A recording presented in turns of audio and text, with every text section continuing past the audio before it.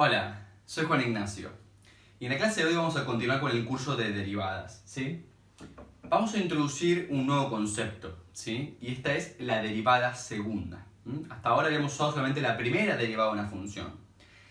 En esta clase, les adelanto, no vamos a hacer un ejercicio con números, ¿sí? Recuerden que yo siempre les digo, es súper importante entender los conceptos. Entonces vamos a ocuparnos de entender conceptos.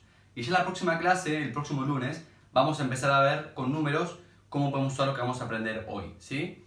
Pero háganme caso, los conceptos son lo más importante. Repetir, repiten los loros, ¿sí? Nosotros vamos a entender bien la matemática, ¿eh? ¿Qué les parece? Para esto, vamos a apoyarnos un poquito en GeoGebra, ¿sí? Ya saben que me encanta GeoGebra, todo el tiempo lo uso. Vamos a visualizar en esta gráfica la función f de x. No importa cuál es esta función, de vuelta, no importa. Esa es su gráfica, ¿eh? La vemos ahí en verde. Y vamos a poner especial atención en los puntos máximos y mínimos que presenta esta función, ¿sí? Ahí lo podemos ver marcados. Vamos a ver qué pasa con la primera derivada cuando tenemos estos máximos y mínimos, ¿sí? Así que ahí vemos en amarillo la gráfica de la primera derivada de esta función. Vamos a dibujar unas líneas para ver bien qué pasa en ese máximo y mínimo. Si prestamos atención, fíjense que justo en ese máximo y mínimo de la función, la derivada vale 0, lo cual ya sabíamos, lo veníamos viendo en las clases anteriores, ¿sí? Estamos simplemente recordando este concepto. Así que vamos a agregar aquí, en la tablita, que cuando una función tiene máximo y mínimo, nosotros sabemos que una condición necesaria es que la derivada valga 0. Fíjense que dije necesaria y no suficiente, porque hay veces que la primera derivada vale 0, pero sin embargo no nos encontramos con un punto máximo ni mínimo, ¿sí? Así que eso lo ténganlo presente. Entonces, hasta ahí bien, es un concepto que ya sabíamos. Vamos a quitar ahora la función, ¿sí? Vamos a trabajar un poquito con la derivada. Y vamos a enfocarnos ahora en los máximos y mínimos de esta derivada, ¿sí? Pensémoslo, a ver, recién teníamos una función y para buscar sus máximos y mínimos, ¿qué hicimos? La derivamos y le igualamos a 0. Bueno, acá lo mismo. Si yo quiero saber cuándo esta derivada tiene máximos y mínimos, la vuelvo a derivar. Derivada segunda. Y me fijo cuándo esa vale 0. Veámoslo en la gráfica. Ahí tenemos los máximos y mínimos de la derivada, ¿sí? Vamos a graficar también la segunda derivada, que la vemos ahí en rojo. Hacemos esas líneas para ver bien qué pasa cuando la derivada tiene máximos y mínimos.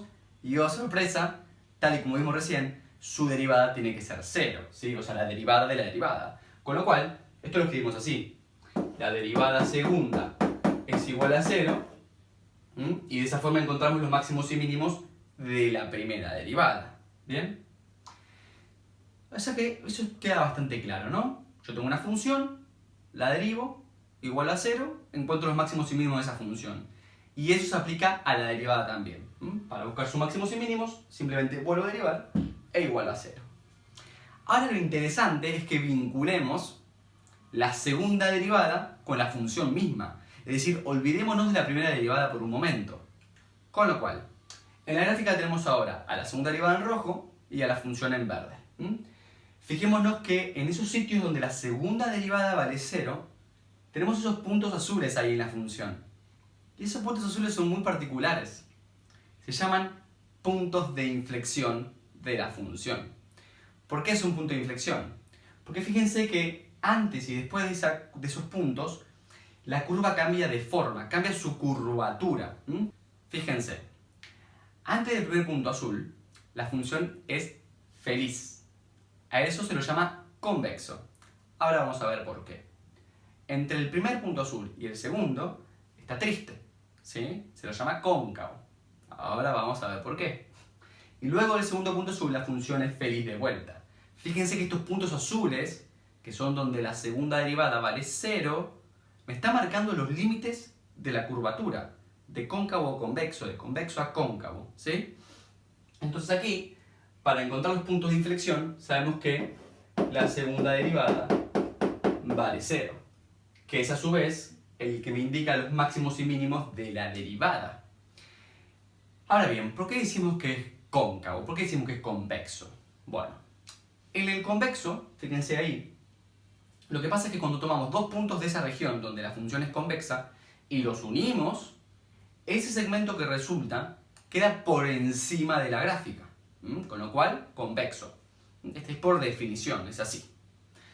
Luego, en la parte cóncava, cuando unimos dos puntos de la función, ese segmento que me queda ahí queda por debajo de la gráfica, ¿sí?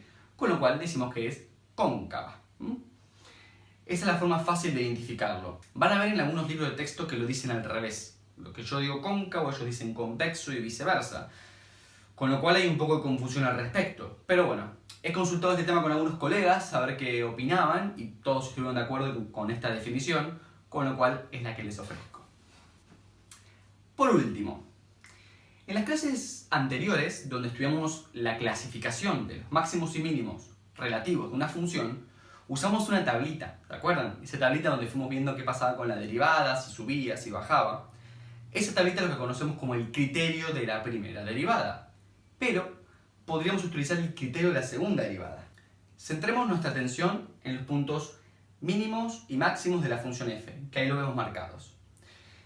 Notemos que cuando la función tiene un mínimo, ahí en ese punto, la segunda derivada es positiva. Ahí lo vemos en rojo marcado, tuvo un valor positivo. Con lo cual está feliz la gráfica, ¿bien? Ahí me ayuda a acordarme esto de feliz. Si la función está feliz, la función tiene aquí un mínimo en ese punto que estamos considerando.